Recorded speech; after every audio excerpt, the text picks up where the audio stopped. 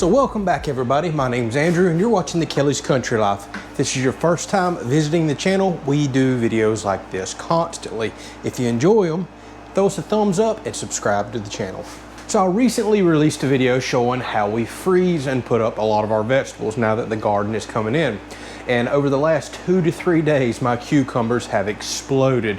I have quite a bit that I've picked the last 2 days alone. Now, fresh cucumbers are great, but I really love pickling them and putting them up. So I'm gonna share one of my recipes today. I get compliments on this recipe all the time, and most people say that these pickles taste like, well, the fancy pickles. So this is my processing room that I have built and set up out in my metal shop. I'm gonna go ahead and get everything prepped and ready and show you how I make my dill pickles. All right, so for starters, I'm gonna clean out this side of the sink. I have me a flat of already previously used containers. So I'm gonna wash these out and then we're gonna put them in my big canning pot where we're gonna boil and sanitize them. Now, if you wind up with a new pack or a new flat of containers, you still need to boil and sterilize them. All right, so all I'm gonna do is wash these with soap in this sink, rinse them completely out, put them over into this pot that I'll have some water running into, and I want to completely submerge and cover these. So I'm going to carry them outside, put them over the fire, boil them and sanitize them. Now, when I have previously used jars like this, obviously we'll reuse the jar again. No point in wasting those. We'll reuse the ring if it isn't too rusted up or any issues. We do not reuse the lids. That is not safe. They are one-time use only. So we just purchased packs of new lids. All right, so excuse the way we're doing this video. We're out in my shop. I do not like canning inside of a home. Produces way too much heat with these big burners. I don't even want to do it in this room. The AC would never be able to keep up with all the heat that we put off right here. And yes, I'm in flip-flops. We're gonna go ahead and get over that. This is no cooking show. So I just went and looked at the thermometer behind y'all, 96 degrees in this shop, burning up. So what I'm gonna do now is turn this on. It's gonna take quite a while to get this much water up to a rolling boil, and then we'll boil these for roughly 10 minutes. So I should also mention, you can clean and sanitize your jars in the dishwasher. I just don't have one out here, and it's not really worth my time to make the trip back and forth over to the house. So it's really straightforward from here on out. This is about as big of a cucumber as I like. A lot of them outgrew me, and that's just because these slices right here have a hard time fitting in some of these jars. And I do like using the smaller size jars for my pickles because when we open them up, we're not just gonna sit there and eat a huge, gigantic jar of them. Now you can use a mandolin to slice them, but I like my pickle slices a bit thicker as well. I feel like they stay a little crispier, so I like to cut these with a knife. So all I do is cut those ends off. This is very straightforward, and then just cut the thickness of the slice that you want. You don't have to be perfect. Like I said, I just prefer a little bit thicker slice personally. And I'm gonna cut these into rings. You can make sandwich pickles. You cut just about any kind of way that you want. I still have several jars of the long, thin sandwich pickles that I made last year. They're still inside. So I think I'm just gonna stick with rings today. Now, because we're gonna water bath can these so they can stay on the shelf for a year plus and be nice and safe. All right, so I'm gonna quickly give you my recipe for the liquid portion here. I'll also try to remember to put this down in the description. Now, this recipe I'm gonna give you right here is what I typically do for 10 pint jars. I'm gonna be doing more than that today, so you just basically double in the ingredients. If you wanna do 20, figure out the math there. So for my pickles, I will do 4 cups of water to 4 cups of white distilled vinegar. Then I'll put 2.5 tablespoons of canning or pickling salt in here as well, 1.5 tablespoons of sugar. Now trust me when I say that little bit of sugar does not make this into sweet pickles at all. I'm not a fan of sweet pickles, but it adds just the right amount of sweetness to this mixture. So keep in mind, half of the water to half of the vinegar, and then you can take those 2 dry ingredients and increase them as needed if you want to make even more liquid. Then we'll actually go out, put this on a low heat, bring this to a boil or a simmer, and you want to stir it until the salt and the sugar dissolves into it. Kill the heat. Now you have a nice hot liquid to hot pack our jars. So with as many pickles as I wound up cutting, I'm gonna go ahead and double all the ingredients because I'm probably gonna wind up putting up close to 20 jars today. So if you want a little extra kick to your pickles, now I do this for pickled okra, you can actually put a little bit of apple cider vinegar in there. So for example, if the recipe calls for 4 cups of water, 4 cups of vinegar, I'll put 1 cup of apple cider vinegar because it's strong, 3 cups of white vinegar, and then the 4 cups of water. And I actually think I am going to add a little apple cider vinegar to this mixture today. It just gives it an extra tang that most people aren't used to but seem to really enjoy. And because this is so strong, again, I'm not adding much. All right, time to add our salt. This is quite a bit of liquid, so I'm going to add a decent amount here. And then add a little bit of sugar. Now you'll see that this mixture is a little cloudy. It has the off color because of the apple cider vinegar. You can skip the apple cider if you just want to go traditional pickles. Again, I really like the flavor that apple cider gives it, not much. And whenever I go boil it, the cloudiness will vanish and all the layered salt and sugar on the bottom will also vanish. That's how you know it's ready. So I'm gonna go stick this on the burner. As soon as it comes to a rolling boil, kill it, let it cool off, and bring it back in. So as you can see, we're coming to a rolling boil here. I like to grab some utensils and get this other jar completely submerged. You don't want it floating with an air pocket in it like that. You want to make sure it's completely under that boiling water for good sanitation. My rings are also in here, and then I'll let this boil for about 10 minutes. It's absolutely sanitized at that point. I'll kill the heat, and I'll put my lids themselves in after I've taken this off the heat itself and let them soak, soften, and sterilize for just a couple of minutes. I don't put them in there for the full 10 minutes because you can actually soften the lid itself too much.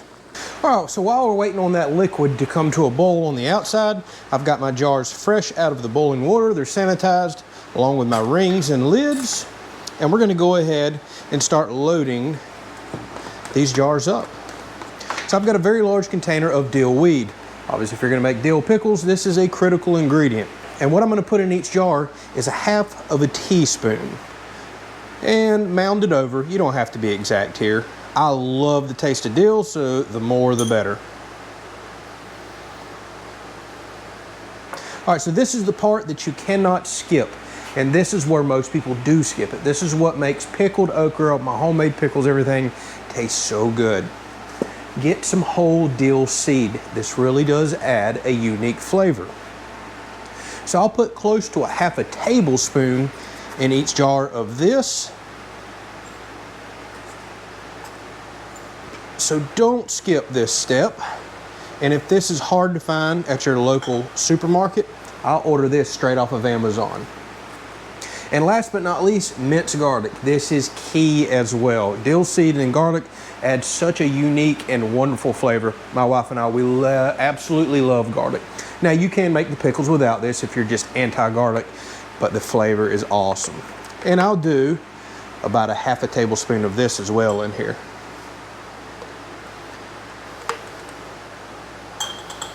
Now be careful when you're putting this in, since it has a lot of liquid and all. I try to make sure I don't get it on the top edge of my jars, so I don't have any sealing issues whenever I got to put my lid on. All right, now at this point, here's what we got going on in the jar. The dill weed, the dill seed, and the garlic. We can go ahead and start packing our pickles in now.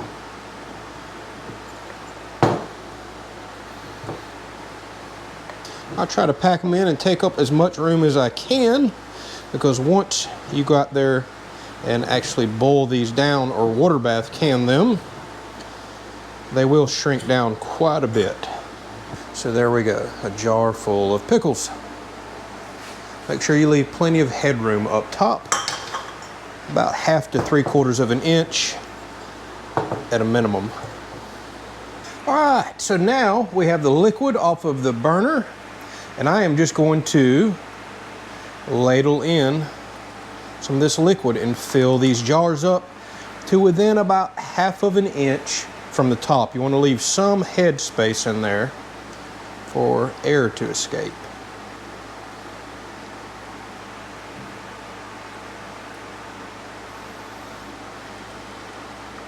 Okay, so now at this point, I'll take a, I don't even know what this little stick is called. I'd call it my stick that come in my kit, but you can take the end of a wooden spoon, anything like that, and you actually want to work this down into the jars to try to get out any air pockets, and you'll see some come floating up. And then, if you need to, you can add a little more liquid to your jars. Like I said, just try not to go over that 1/2 inch of head space.